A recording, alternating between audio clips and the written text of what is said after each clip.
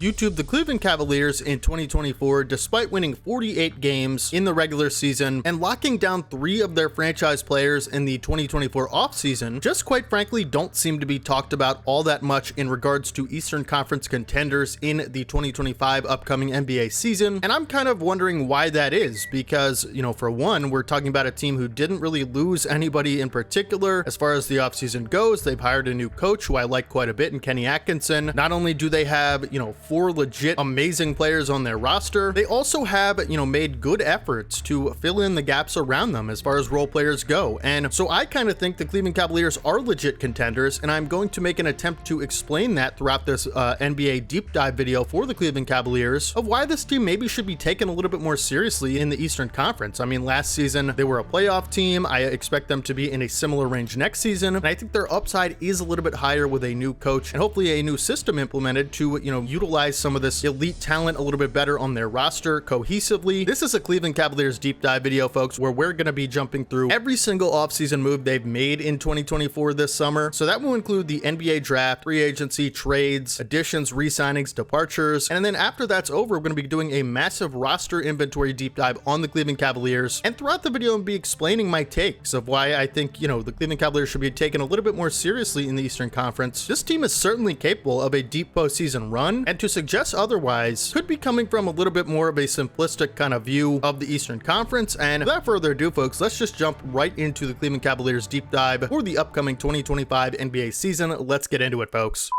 So as I mentioned, we're going to be starting with the re-signings category of the offseason, and good news for Cavs fans, there aren't any departures, okay? So, for one, you have 3 incredible re-signings, which we're going to talk about, and for the additions category, you have none, and for the departures, you have none. So let's just, dive headfirst into these re-signings, because you do have 3 massive ones, as I stated. And first and foremost, we're going to have to talk about franchise player and elite NBA talent, superstar guard Donovan Mitchell, who there was a lot of questions about going into this offseason, whether or not he wanted to be with Cleveland truly long term, whether or not the franchise would be trading, his running mate and Darius Garland, whether or not, a lot of these players would be given long-term extensions that were eligible for them. And Donovan Mitchell, obviously being the best of the bunch on this team, he is clearly for me a top 15, arguably top 10, at minimum top 20 talent in this league. And he actually does end up re-signing on a long-term deal with Cleveland. And Donovan Mitchell agrees to a 3-year extension with the Cleveland Cavaliers worth $150 million that will keep him on the team through the 2029 NBA season. For all of those questions and trade rumors, this is one of the more W re-signings in the entire league. I talk about this all the time on the channel for these offseason deep dives. How people are going to say, oh, well, they didn't make any additions, so they didn't get better. They're boring, right? These re-signings, who cares? They're not necessarily headline worthy, right? I totally disagree with that, okay? I will state again for those who aren't listening, there is nothing boring about re-signing your good players or your great players in this case. And in this case, honestly, your best player. There's nothing boring about that. In fact, it's essential to win long-term in this league, and it's essential to build chemistry and compete for championships year in and year out, okay? So the,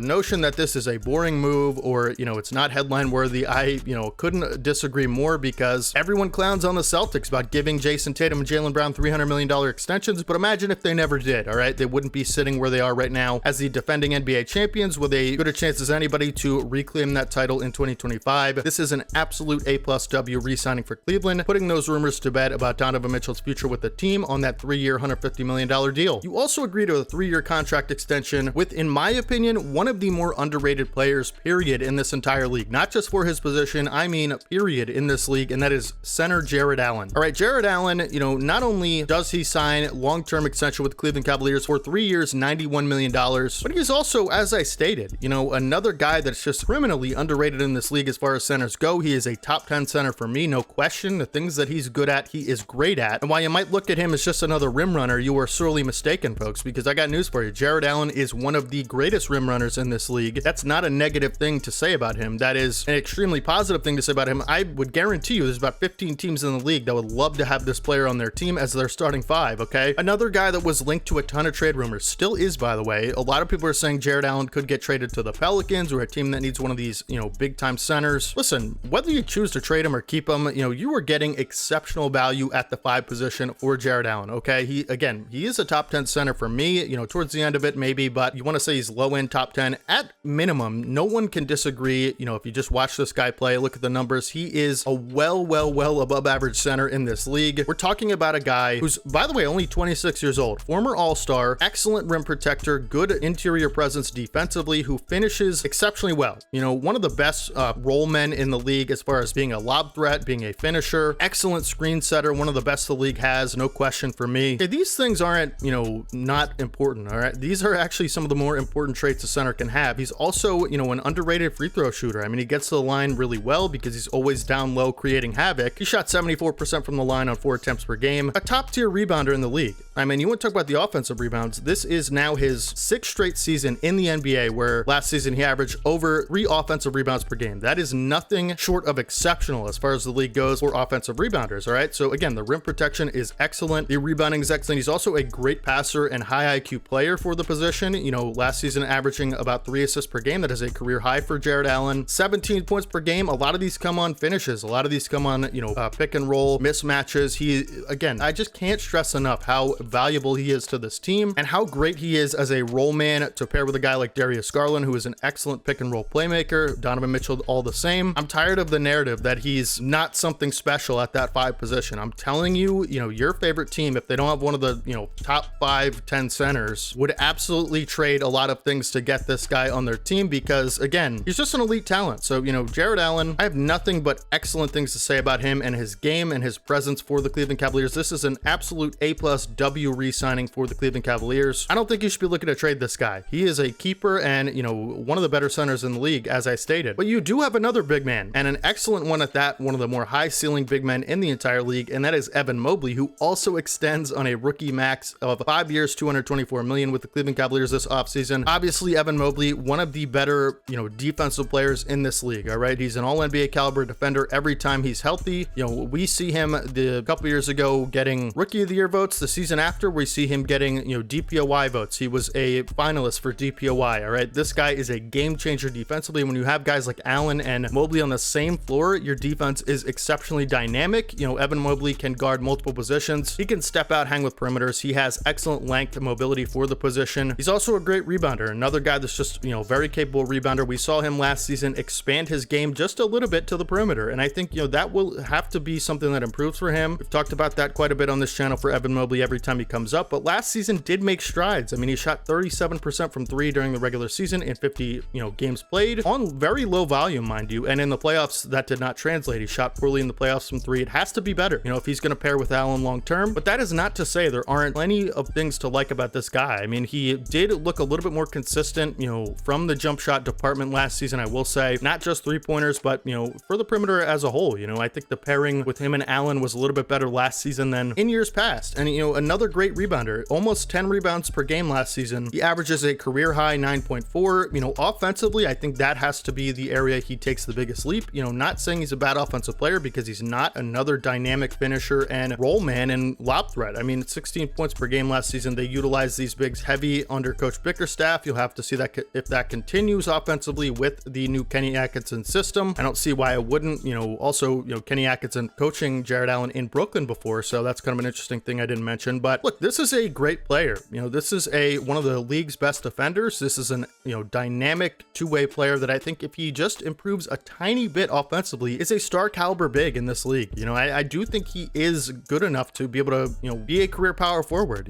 People say he's most natural at center. I don't know if I necessarily agree with that. I think he's certainly capable of pairing with Allen if he continues on the trajectory he already is, which is being a little bit better from the perimeter as far as shooting goes. Maybe you see that volume jump a little bit. Maybe you see him get a little bit more confident in that 3-point stroke. He certainly has to be a little bit more aggressive offensively, but I don't want to make this too negative because at the end of the day, this is a 23-year-old player who is a DPOY candidate every season, who is a dynamic, finisher at the rim as well. So absolutely worth the money you pay him because, if these leaps can happen, which we know they can, he has all of the talent to be able to continue that. And I know he's a worker as well. There's no reason Evan Mobley can't be a premier big in this league moving forward. And I think Coach Atkinson is going to do wonders for his development. One of the more interesting things for the 2025 season in general is how much different Coach Atkinson is going to choose to use Evan Mobley and the big pairing with Jarrett Allen. I think this, one of the takes I have about this team team is we've already talked about how they didn't make really any additions besides their draft pick, who we'll get into in a second. One of my bigger takes on this team is that basically I think the reason they're not choosing to trade one of these four guys is because you're looking for data in the new system. All right, so you have to be able to put them on the floor all at the same time under a new coach who you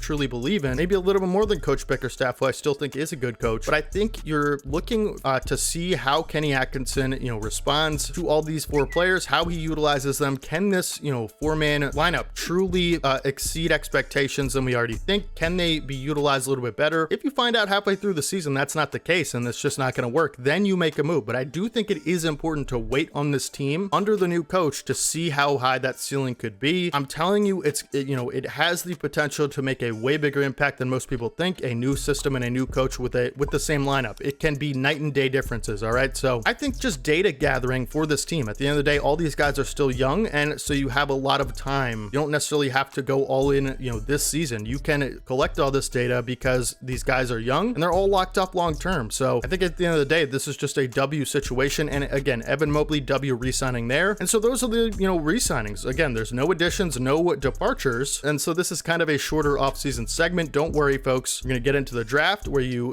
select a player in the first round, and then we're going to get into the roster deep dive where I'll be taking extra time on this team because the offseason period was so short. And believe me, there's plenty of players to get through that are excellent, that I have nothing but good things to say about. So without further ado, let's get into the draft segment of the video where you would select with the 20th overall pick in the 2024 NBA draft, Jaylon Tyson. And Jaylon Tyson is listed as a 21-year-old 6'6" forward who is 215 pounds from Cal. All right, so Jaylon Tyson being your first round pick this season, obviously the Cavs, one of their biggest weaknesses over the past few years, really since the Mitchell trade, has been their wings, and getting good value at the wing. I do think they do have some good wings, but Jaylon Tyson, again, for this segment, I just want to do a disclaimer because it is important to the video. I am not a college expert. I don't even watch college basketball. I've never seen Jaylon Tyson play in college. I don't watch college, so you have to know that before I give my takes. I'm reading online, and doing a little bit of research online from smarter people than me, and I'm just listening to what they write and say in their videos. That's how I get my information on these college players. So if I do get something wrong, please let me know down in the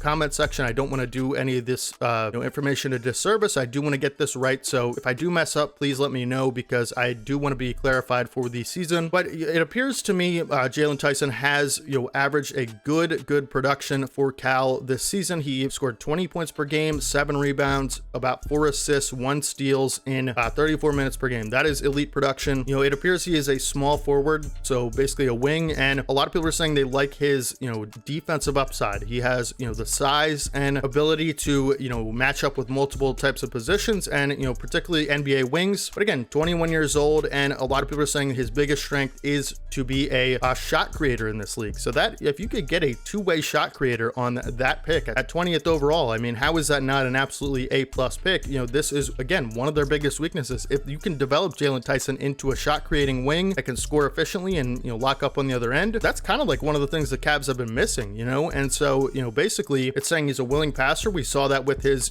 4 assists per game last season, and it has playmaking upside at the pick and roll. So basically you're getting a guy who has a lot of versatile skills to him. We'll have to see if it translates to the NBA, but we saw in the summer league he had good production. He almost had a triple-double in one of those games. I think it was like 19 points, 11 rebounds, and 8 assists or something. So Jaylon Tyson is a very intriguing prospect at 20th overall, not one that you hear about quite a bit. As far as these draftees go this season, like you don't really hear too much about Tyson, but I think that could change if he truly is this type of player. It'd be interesting to see if Coach Atkinson does deploy him in this lineup. You do have a win now type of roster, and so I know sometimes young players can get lost in the mix in those cases. You do have wings that are NBA veterans that can help out now. So again, it will be interesting, but I do like the skill set. I give it an A for the selection of Jaylon Tyson. I love the projected skill set. I think it's absolutely perfect fit for the Cavs. Please let me know your thoughts down in the comment section. Like, what are his weaknesses? What do you think his strengths are? Do you think I got this right? And other than that, that is the offseason period for the Cavs. And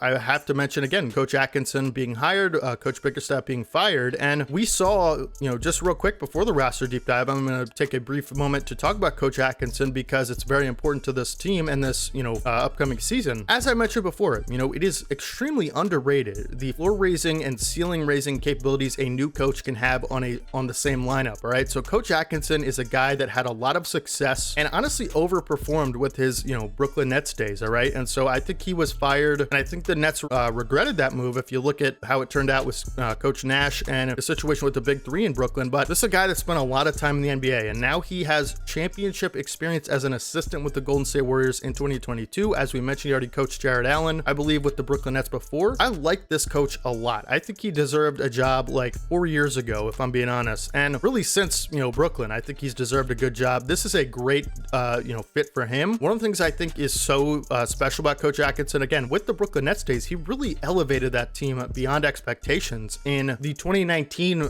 Brooklyn season, where they basically had a bunch of role players and some young guys coming up, and they won 42 games and made the playoffs. I mean, this team, no question, outperformed expectations. They ended up losing in the first round, I believe, to my 76ers, if I'm not mistaken. But, I always have thought Coach Atkinson has deserved another job after that because of the, ceiling raising that he did there. Again, he's been a long-time assistant, and now has championship experience with the Warriors, being an assistant there. I think he, just makes a good fit in Cleveland. And again, I think before we do any, drastic changes to this roster, whether it's trading Garland, whether it's trading, Jarrett Allen, I think we have to see what they look like under this new coach that you truly believe in. And so that's the most important thing to me of like why, they're not necessarily going to be just predicted as a second round exit or a first round exit next season, because you might say, oh, well, that's, what they have been and they didn't make any additions. I get where you're coming from if you believe that, but I also think, again, I cannot stress enough how much a ceiling raiser some of these coaches can be. Like we talked about how, Steve Kerr overtakes the, Golden State Warriors and, basically with a similar roster to Coach Jackson, who, Mark Jackson had the team before. Coach Kerr comes in and he elevates them into a dynasty. There are plenty of situations you could look at through NBA history where a coach comes in and it makes a world of difference, to the same roster. So we have to see before anything if that's what is going to happen here. So it's just a data collecting thing. And I think Coach Redick in Los Angeles is the same type of case. I talked about how the Lakers, I think, got better because, you're going to get so much ceiling raising from this new coach, who I think will be great. I'm kind of saying the same thing over and over again, but you guys know what I mean. So without further ado, let's get right into my favorite part of the deep dives, which is the roster deep dive. We're going to talk about, all these players that I think are worth noting on this roster in great detail, what you can expect to see, next season from them. And let's get into the roster deep dive for the Cleveland Cavaliers 2025 season. Let's go, folks. So, talking about this roster and this big four, that's really the main focal point of this roster is the big four. And we're going to have to start with the best of them, in my opinion, who is Donovan Mitchell. All right. And Donovan Mitchell, obviously being one of the league's best scorers year in and year out. I mean, no question, this guy's a top 15 player in this league. For me, maybe top 20 if you want to get crazy with it. I could even hear you out on a case for top 10. And, Donovan Mitchell last season, unfortunately, dealt with some injuries last year, and that really affected him down the stretch of the season. 55 games played. But at the end of the day, Donovan Mitchell is one of the league's best shot creators from the guard position. One of the best two guards in the league, top 5 for sure. Last season, averaging about 27 points per game. We've already seen him in Cleveland average a career high in points per game in his first year in 23 with 28 points per game. And last season, his career high in assists, which was 6 per game. So already he's playing at an all-time high in Cleveland. Again, this guy's only 27 years old. Hard to believe because it feels like he's still, younger than that. If we look at the off the dribble, shooting numbers, let's talk about his 3-point volume and percentage. 37% from 3 on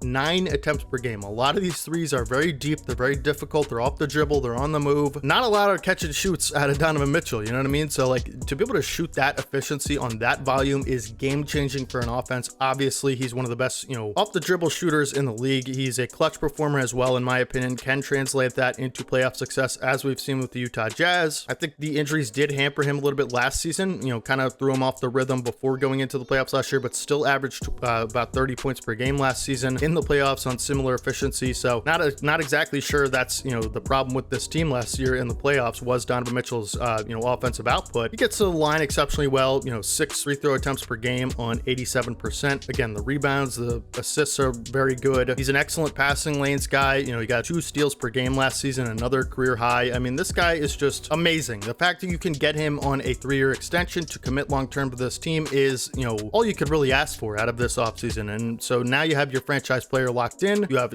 3 excellent talents around him, 3 all-star level guys. So, Donovan Mitchell, another just all NBA caliber guy who is certainly capable of leading this team to the heights they want to if they build the roster correctly around him. Again, we'll have to see how Coach Atkinson impacts him as far as everybody else on this team, but there's just not enough good things to say about this guy. I mean, and the fact that you get him on the long-term deal is so great. And, Darius Garland, we actually haven't talked about him yet as that kind of odd man man out of this big four, right? And so Darius Garland, former all-star player. All right, this is one of the best playmakers in the league. I think he's super underrated in that department. You know, we've seen him have seasons, you know, as far as 2022, having an all-star season, you know, with that playmaking ability is outrageous off the pick and roll. He's one of the most gifted ball handlers in the league as well. He has a variety of dribble moves where he can create for himself and use that to create for others as well. Garland, to me, is an all-star caliber point guard who has to share a lot of duties with Donovan Mitchell, and so it makes it a little bit difficult for his production to be as great as, you know, it could be, because this is a 20 and 10 guy as far as I'm concerned, you know, potentially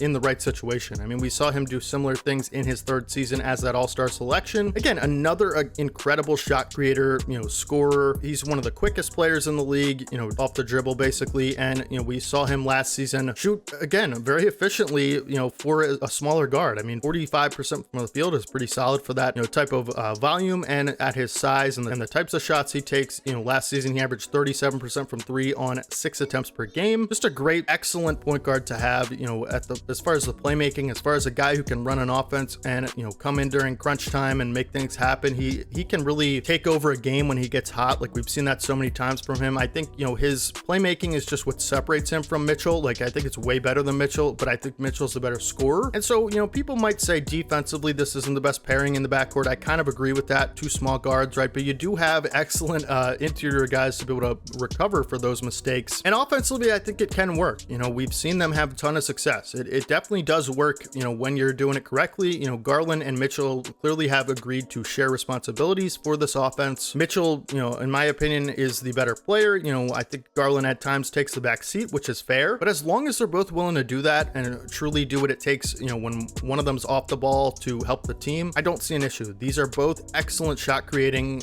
you know, smaller guards that are capable of all NBA caliber guard play. Okay, so, you know, Garland, another guy that's just here long term, and, you know, I just think he is kind of the odd man out of a lot of these things. Another guy that's been involved in so many trade rumors. Only 24 years old. You know, we've heard him linked to so many Lakers rumors I can't even count anymore. I just don't know if that's what you want to be doing, is trading your, you know, future point guard of this team, your franchise point guard who is an all-star caliber player. I just don't know what you could really realistically get back from the Lakers for him that would make that, you know, make sense. So while I understand in some ways the you know, skill sets of Mitchell and Garland are a little bit redundant, I also think it absolutely has the ability to work at the highest level if they both, you know, commit to it, and if Coach Atkinson does the right thing with them, you know, putting them in positions to succeed, which he's certainly capable of doing. But I don't necessarily think it's a bad thing to have two elite shot creating, you know, small guards that can, you know, fill the stat sheet up in a hurry in multiple ways and can take over a game. Like, I just don't see that as a bad thing to have them on the court at the same time. So, you know, at the end of the day, Garland doesn't get enough credit for his unselfishness in this case, and I think, you know, that is a big thing to note, how unselfish he's been with this team. Real quick before we go further with this big four, I do want to talk about Isaac Okoro and, you know, his situation, because Cavs fans, let me know down in the comment section, do you want your team to extend Isaac Okoro? I personally think you should be doing that, because this is a restricted free agent, obviously a lottery pick for you guys. You know, I do think, looking at the numbers, you know, Isaac Okoro has made leaps in his career as far as, you know, being a guy you can play offensively. I mean, the shooting is the biggest thing to note. You know,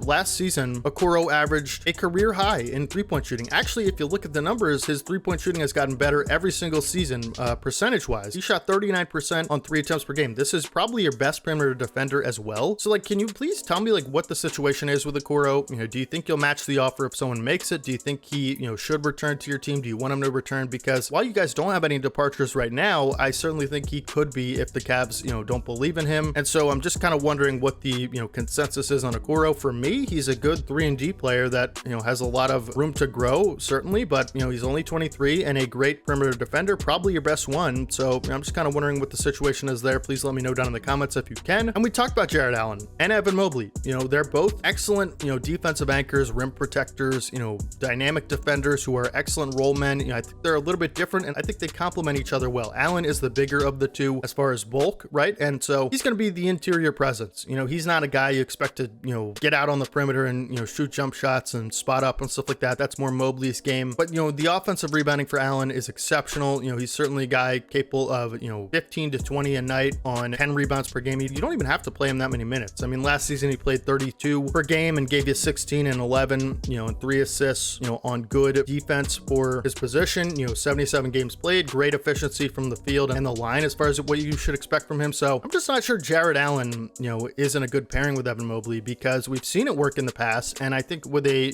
maybe a better coach, it could work even better. Again, I think it, kind of depends on Mobley and his production increase from the offensive side of the floor. Like, can he, be capable of taking a little bit more of a bigger role as far as like catch and shoot threes, if he's able to knock those down consistently. So I think that's kind of, something that could depend on there, but I like, both of them as well above average two-way centers, some of the top tier in the league. You could say Mobley's a power forward, and if that's the case, he's a top 10 power forward. So either way you slice it, I mean, you have two elite big men. We talked about Okoro for the, wing position. We talked about your newly acquired draft pick Jaylon Tyson for the wing position, and we haven't talked about the wings that this team already has. And in my opinion, you have a couple good ones. I mean, for one, you made some big time acquisitions last offseason to acquire, more wing depth, and the biggest one probably being Max Strus. You could say he's a guard, but I think he's served more as a ball handling wing, who last season was brought in to provide a lot of, offensive pop for them and a lot of effort and just excellent three-point shooting. Another guy that could shoot it off the move, off the catch, high volume, just a total dog,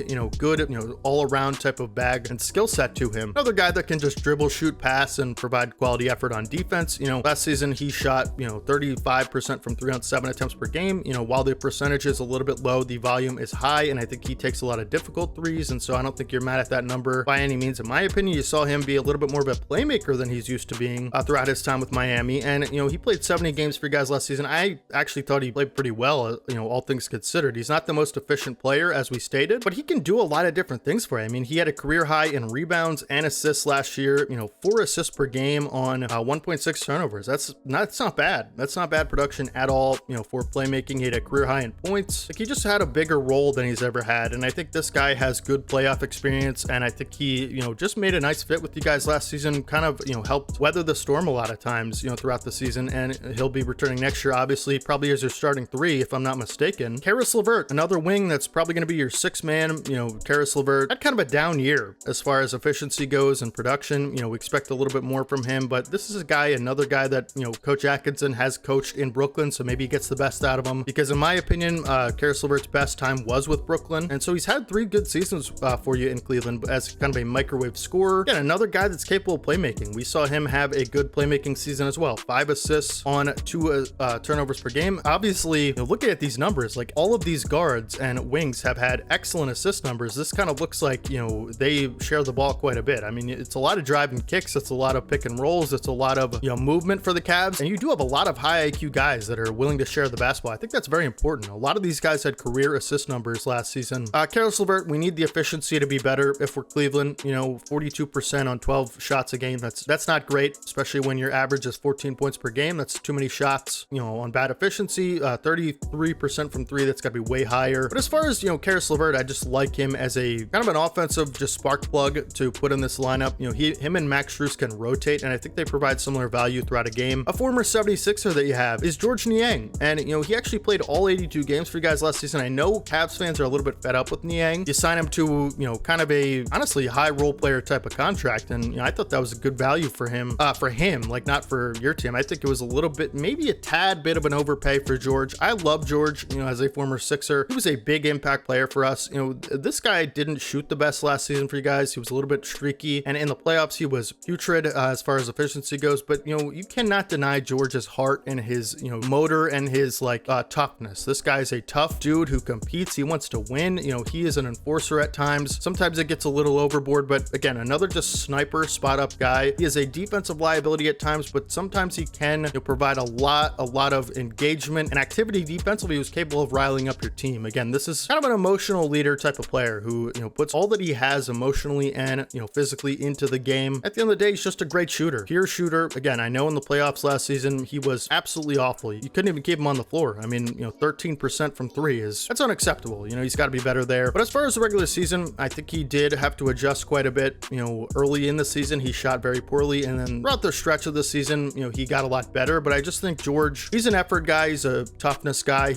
Brings a lot of edge, plays with a lot of fiery spirit. And again, if he can just be a little bit, not a little bit, a ton better in the playoffs shooting wise, I think you have a guy that's just a catch and shoot machine. He gets him off quickly, he knocks him down at a high efficiency, he could shoot with a hand in his face. Like, this is just kind of a guy you want on your team. And I think, he, again, has to be better next season, but hopefully he will be. I love George personally. Bang, bang, Niang. But again, he sometimes is a little bit unplayable in the playoffs when you have more athletic matchups for him to guard. But when he gets hot, another guy that is just capable of, sniping from the outside. I mean, he can really change the game in that regard. Dean Wade is one of your backup bigs. He spent really his first 5 years of his career in Cleveland. And, this is a guy that's kind of a stretch big for me. I think he, provides good two-way effort and two-way skill set. I like the floor spacing ability. I like the player, really. Dean Wade, I think he, is definitely a capable backup, for, kind of a power forward. Similar things to like what you'd see from a current day Kevin Love as far as a floor spacer goes. So I like the player there. One of the breakout players, I think, for the, Cavaliers last season, if you want to call him that, is Sam Merrill. And Sam Merrill actually, had a career season, definitely showed that he's capable of being on the floor for an NBA team. He is an absolute sniper. Another guy that you can, there's a lot of great shooting on this team, a lot of great shooting. And when you have big men that aren't necessarily snipers, it is important to surround them with snipers because those guys can both offensive rebound. So that's when you get the best 3-point looks. And Sam Merrill, no exception. He's one of the best shooters on this team. Last season really broke out. Again, 61 games played, 18 minutes per game. He shot 40% from 3 on 6.4 attempts per game. This guy is you have him on basically a minimum contract. He's making $2.1 million per season. This is a high value role player for guys on a minimum contract. I love the breakout of Sam Merrill. If let me know down in the comment section about his defense, but I think he could end up being a game changer for you guys as far as role player shooters go. He's kind of a wing or a two guard. He's 6'4", 205. I like the player a lot. I really do. Ty Jerome, another guard that you have, hopefully could get maybe a little bit more playing time next season. Let me know about, his thing. I know he spent some time with OKC, who had a big role there earlier in his career, but one of the guards I like, so much for this team is Craig Porter Jr. Okay. I actually watched quite a bit of Craig Porter Jr. last season. He was one of my favorite rookies last year because, for one, undrafted, right? So that's definitely a bonus to not even have to spend a draft pick on this guy. I think he has a ton of upside in this league. I think he's a fluid ball handler, playmaker. He has an excellent mid-range game to him. He's a strong finisher. He plays with a lot of, confidence, and I just love that out of an undrafted guy. He plays with a chip on his shoulder like an undrafted guy would, and if we could see his 3-point numbers jump up a little bit, next season, I actually think he could be a very, very serviceable backup point guard in the future for an NBA team, whether it's the Cavs. I hope so, but listen, this is a good playmaker. This is a big time, bucket getter at the point guard, and I think, his role should be higher next season because I like the versatility of him. He appears to be a little bit, less athletic than maybe you'd like and smaller than you'd like at a point guard, but I think for a backup point guard, man, I love his playmaking, his offensive upside. Again, he has to be a little bit more consistent and volume heavy from 3 for me personally, but he is a great find as far as undrafted players go. I watched a ton of his tape last season. He really intrigued me, and I think, you got a good one here in Craig Porter Jr., and we talk about Jaylon Tyson, and maybe instead of just having, Max Strus and Caris LeVert at the 3, Jaylon Tyson can give you a little bit of a different look as far as defense goes. I think he appears to have similar qualities to those guys, but I think just a young, unproven guy could be, a big breath of fresh air for this team. Maybe he has a role next season. Guys can let me know if he will at the wing. I think that's one of the, better spots to get a role in because it kind of seems like they're going to need that, right? You also have 2 players on the roster that, I really like that are, currently aren't listed as signed. Maybe they have 2-way contracts. One of them being JT Thor. We saw him in the exhibition games for South Sudan, hit a big time shot late in the game. I thought he had a, interesting skill set in Charlotte. This is a very raw player that I think has a lot of, stretch big capabilities. He appears to be long, and, if he can develop into a little bit more feel for the game and a little bit better defensively, this could be a great find. If he's on a 2-way contract, please let me know what you think JT Thor, if he's gonna, be on this team. I think one of the things this team could use is a backup 5, like a legit one. I know you have Dean Wade, but, a legit like veteran, big time interior presence. I know you stagger Mobley and Allen throughout the game quite a bit, but I think, just a different look at backup 5 could be nice. Emoni Bates, another extremely high upside young player. Last season was picked in the 2nd round for you guys. Obviously one of the top recruits in his class in high school. Didn't end up working out that way. He spent some time at Eastern Michigan and kind of had to, really overperform to be able to get drafted. And, last season didn't have a role in this team. Played a lot of G League time, I believe. But Emoni Bates, he has a skill set that you just absolutely admire.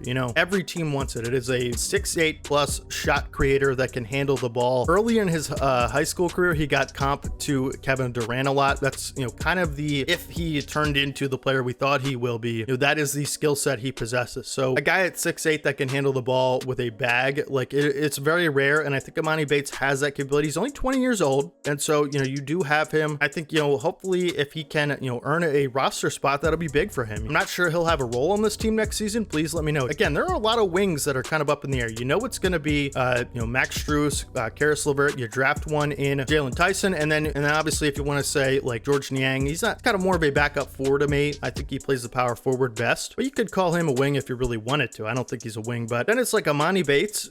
Isaac Okoro is up in the air whether or not he'll sign. Again, please let me know all this wing stuff down in the comments. Sam Merrill's more of a two guard, not really a wing, so it's very interesting to me. Again, all of this stuff has a ton of unanswered questions. I think it's gonna be up to Coach Atkinson to really make the best of it, but I really like the Cavs next year. I think you can expect about 50 wins from them next season. Listen, the East is tough next year, no question. A lot of teams got better, but I think there's a chance that the Cavs could get better just sheerly by the Coach Atkinson hire. Okay, so again, we talked about the floor raising ability. At the end of the day, this team just has a ton of high upside talent. All right, you have a big four that is exceptional. All four of those guys are all-star caliber players for me. Donovan Mitchell being the best of them, all NBA caliber players, certainly a top 20, top 15 talent in this league. I could hear a case for top 10. I just think this team has enough talent to be able to get them to a playoff spot. I would predict them to be in a similar spot as last season, around, I would predict maybe from 47 to like 55 wins. All right, so that's being generous, but I think anywhere from that range, I think that's very realistic for you guys, and I think you earn a playoff spot with that win total. At the lower end of things, assuming health isn't an issue for anybody, knock on wood it's not, you're a top end play-in team, right? So there's a lot of deep teams in the East. I think the East is a lot better than it's ever been in my lifetime, personally. Like the Celtics, the Knicks, the Sixers, the Bucks, that's like the cream of the crop in the East in my opinion. As far as the Celtics, defending champs, best team in the NBA next season, in my prediction, they'll win the East. If I had to put money on it, the Sixers, the Bucks, and the Knicks are, maybe the best challengers to bring them down, but then you got teams in your tier, which is like kind of the third tier, which could surprise the world, if everything goes well for them. It's the Cleveland Cavaliers, it's the Orlando Magic, it's the Indiana Pacers, it's the Miami Heat. Like there are plenty of things we could see, a lot of teams take these big leaps, Cleveland Cavaliers being one of them, with the Kenny Atkinson hire, with, Evan Mobley being a year better, with all these guys being a year more experienced. So interesting to see. Please let me know down in the comment section, Cavs fans, all the questions I had. I know I'm asking a lot of you guys, but I truly want to get this stuff right. If you enjoyed the video, please drop a like on it. It would mean a lot to me. Check out my other deep dives. We're almost done. I believe we have 2 more to go. So it's just, 2 more teams we have to cover with the deep dive series, and it'll be business as usual in the NBA grind, right? So it'll be, daily NBA videos, all things NBA every day. If you enjoyed the video, please subscribe. It would mean a lot to me. We're on the road to 14K, and I need your guys' help to get there, man.